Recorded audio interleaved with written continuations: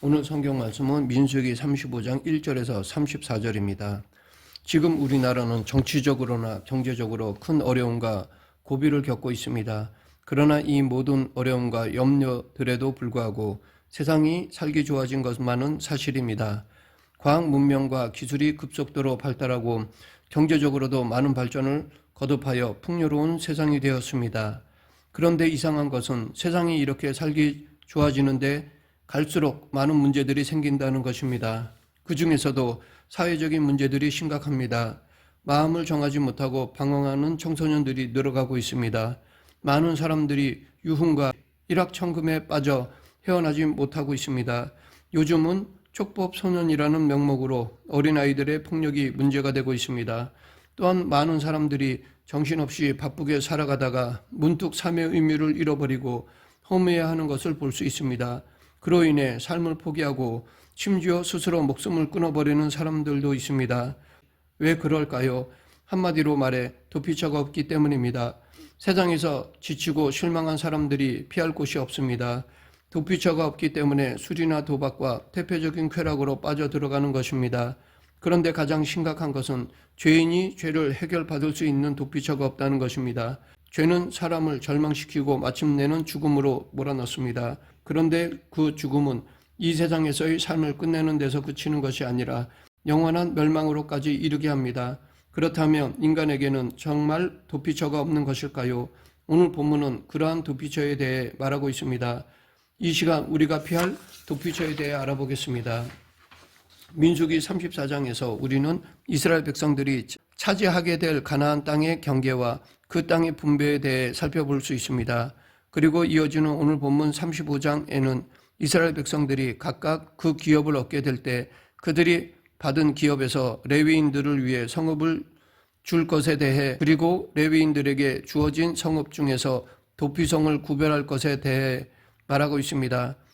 레위인들은 회막 봉사를 위해 특별히 선택된 지파였습니다. 그들은 하나님을 섬기는 일에만 전념해야 했기에 땅에 대한 기업이 없었습니다. 그 대신 하나님께서 친히 그들의 기업이 되어 주시겠다고 하셨습니다. 민수기 18장 23절, 그러나 레위인은 회막에서 봉사하며 자기들의 죄를 담당할 것이요 이스라엘 자손 중에는 기업이 없을 것이니 이는 너희 대대의 영원한 율례라. 그러면 레위인은 어디서 살며 어떻게 생계를 꾸려가야 할까요? 그들은 백성들을 대표하여 하나님을 섬기는 자들이었기에 마땅히 백성들이 그들의 생활을 책임져야 했습니다. 그래서 하나님께서는 이스라엘 백성들이 얻은 기업 중에서 레위인들에게 성읍과 초장을 주도록 하셨습니다. 또한 그들이 드린 11조를 레위인들에게 주도록 하셨습니다. 이 밖에도 하나님께서는 백성들이 드리는 제물 중 불사르지 않는 부분을 제사장에게 주셨습니다. 신약 시대에는 모든 성도가 다 하나님을 섬기는 레위 지파이며 더 나아가 제사장이기도 합니다. 그럼에도 불구하고 신약 시대에도 구약 시대처럼 하나님을 섬기는 데 전념하기 위해서 따로 생업을 갖지 않는 사람들이 있습니다. 그 대표적인 사례가 사도들이었습니다. 신약 성경은 이러한 사역자들을 위해 교회가 그들의 생활을 돌봐야 할 것을 말하고 있습니다.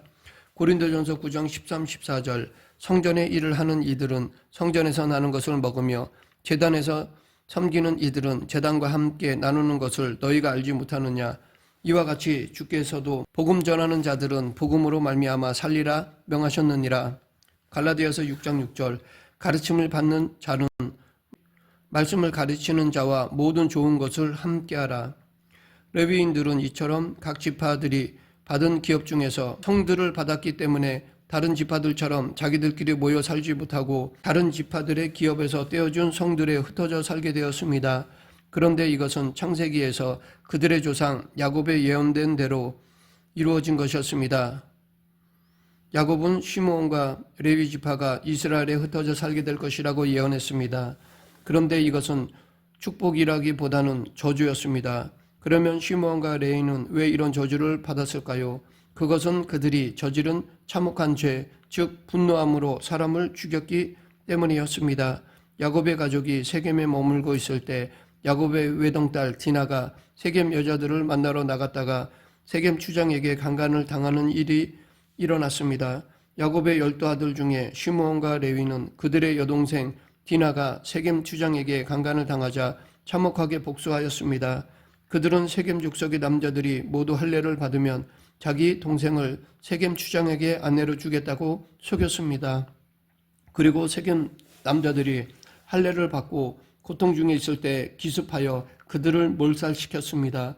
그래서 야곱은 아들들을 위해 축복을 할 때 이 두 지파가 이스라엘 각 지파에 흩어져 살게 될 것이라고 예언했던 것입니다.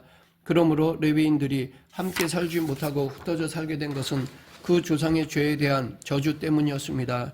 그런데 이렇게 저주받은 레위 지파가 오히려 영광스럽게 선택받게 된 반전이 일어났는데 그것은 이스라엘 백성들이 금송아지 우상에 빠졌을 때였습니다. 레위 지파는 금송아지 사건에서 하나님을 위해서 자원하여 쓰임을 받게 되므로 특별히 하나님의 성막을 섬기는 지파로 구별되었던 것입니다. 이 금송아지 사건 때 레위 지파가 하나님 편에 섰다는 것은 그들이 금송아지 사건에 동조하지 않았거나 적어도 다른 지파들과는 다른 태도를 취하고 있었다는 것을 의미합니다. 그들은 우상 숭배에 동조하지 않고 하나님 편에 서기를 원했던 것입니다. 이때의 헌신을 계기로 레위 지파는 하나님께 택하심을 받아 성막에서 봉사하는 직무를 맡게 되었습니다. 그리고 그들은 모든 지파에 흩어져 살면서 백성들에게 여호와의 율법을 가르치며 그들이 하나님을 섬기는 신앙에서 떠나지 않도록 지도하였습니다. 결국 레위 지파가 이스라엘 모든 지파에 흩어져 살게 된 저주는 그들이 온 백성의 지도자가 되는 축복으로 변하게 되었습니다. 더 나아가서 그들이 모든 지파 중에 흩어져 살게 된 것은 이스라엘 민족 전체에게도 큰 축복이 되었습니다. 이것은 우리가 혹 실패했을지라도 더욱 믿음으로 살아갈 때 하나님께서 우리의 실패까지도 합력하여 선을 이루신다는 것을 보여줍니다. 그런데 하나님께서는 레위 지파가 얻은 48개의 성 중에서 6을 구별하여 도피성으로 삼으라고 명하셨습니다. 13, 14절 너희가 줄 성읍 중에 6을 도피성이 되게 하되 새 성읍은 요단 이쪽에 두고 새 성읍은 가나안 땅에 두어 도피성이 되게 하라. 도피성은 6개로 요단강 이편에 3개, 저편에 3개씩 두었습니다. 도피성은 부지 중에 살인한 자가 도망하기에 편리한 곳에 위치했으며 이스라엘 민족만이 아니라 함께 사는 타국인도 그리로 도망할 수 있었습니다. 도피성 제도는 사람의 생명을 귀중히 여기시며 이스라엘이 기업으로 받은 땅이 살인과 보복의 피로 물들지 않게 하시려는 하나님의 선하신 뜻에서 나온 것입니다. 34절 너희는 너희가 거주하는 땅 곧 내가 거주하는 땅을 더럽히지 말라. 나 여호와는 이스라엘 자손 중에 있음이니라. 살인에는 고의적으로 사람을 죽인 경우와 실수나 불강력적으로 사람이 죽게 된 경우가 있습니다. 고의적으로 살인한 자는 도피성에 피신할 수 없었고 사형에 처해야 했습니다. 그러한 살인자에게는 배상금이나 감형도 용납되지 않았고 반드시 사형에 처해야 했습니다. 그러나 사형에는 반드시 2사람 이상의 증인이 있어야 했습니다.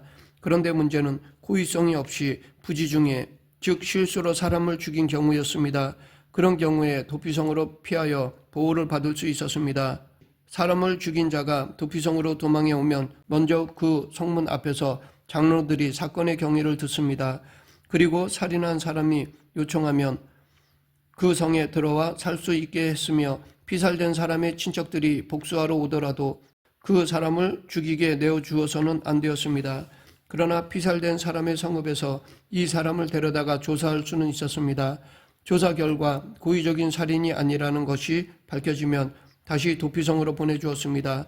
이 사람이 도피성에 있는 동안에는 아무도 그를 죽일 수 없도록 보호를 받았습니다. 그러다가 대제사장이 죽으면 이 사람은 자기 성으로 돌아갈 수 있었고 더 이상 살인에 대한 보복을 해서는 안 되었습니다. 그러나 만일 대제사장이 죽기 전에 도피성 밖으로 나가면 보호를 받을 수 없었습니다. 이 도피성이 주는 교훈은 도피성은 예수 그리스도를 예표합니다. 죄인들은 그 죄로 인하여 죽을 수밖에 없습니다. 그런데 하나님께서는 죄인을 구원하시려고 예수 그리스도를 보내주셨습니다. 죄인들은 예수님께로 와야만 구원을 받을 수 있습니다. 살인자가 도피성에 들어오면 살 수 있었다는 것이 바로 이것을 가리킵니다. 또한 도피성이 살인자가 도망가기에 가장 쉬운 곳에 위치했다는 것은 구원의 길이 쉽고 가깝다는 것을 보여줍니다. 믿음으로 사는 길이 좁고 험한 길은 사실입니다. 그러나 오직 예수 그리스도만 믿으면 누구나 구원을 받습니다. 구원의 길은 좁고 험하지만 동시에 쉽고 가깝습니다. 도피성에는 이스라엘 사람만이 아니라 타국인도 피할 수 있었습니다. 이것은 예수 그리스도께로 오면 누구나 아무런 구별 없이 구원을 얻게 되는 것을 의미합니다. 그런데 대제사장이 죽으면 도피성에 피해 있던 살인자가 집으로 돌아갈 수 있었습니다. 왜 그랬을까요? 대제사장의 죽음은 예수 그리스도의 대속의 죽음을 예표했기 때문입니다. 예수님께서는 십자가에서 대속의 죽음을 죽으심으로 우리를 구원하셨습니다. 우리의 대제사장이신 예수 그리스도께서 십자가에서 죽으심으로 영원히 죽을 우리가 영원히 살게 된 것입니다. 도피성은 바로 죽을 수밖에 없는 죄인이 그리스도를 통해 구원받는 것을 보여줍니다. 그리고 대제사장이 죽으면 도피성에 피해 있던 살인자가 자유를 얻을 수 있었던 것은 바로 예수 그리스도를 통한 구속을 예표합니다. 우리는 이 땅에 살면서 도피성이신 예수님께로 피해야만 살 수 있는 죄인들입니다. 예수님께 피하지 않으면 우리는 사탄과 사망의 권세 아래 매이게 되고 마침내 영원한 지옥 형벌에 떨어지게 됩니다. 뿐만 아니라 우리는 이 세상에서 끊임없는 환난과 시험을 만납니다. 때로는 속수무책일 때도 있습니다. 그 어디에 가서도 위로를 받을 수 없고 참된 평안과 안식을 얻을 수 없습니다. 그 누구도 우리의 문제를 해결해 주지 못합니다. 이럴 때 불신자들은 갈 곳이 없습니다. 그래서 쾌락이나 유흥에 빠져보지만 오히려 그것 때문에 인생을 망치게 됩니다. 그들에게는 도피성이 없는 것입니다.